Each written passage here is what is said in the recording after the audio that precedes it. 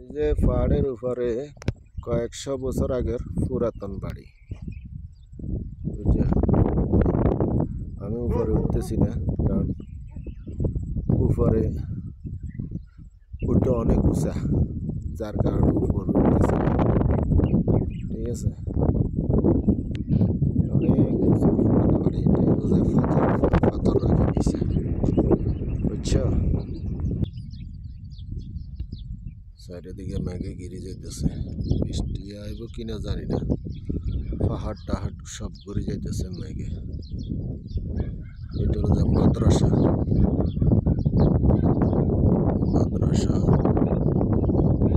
তারপরে যাই, এই হলো যে বাড়ি, ওইদিকেও বাড়ি আছে, এগুলো তো মানুষ থাকে।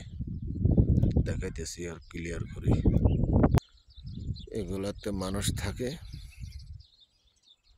এই বাড়ি, অনেক বাড়িঘর আছে।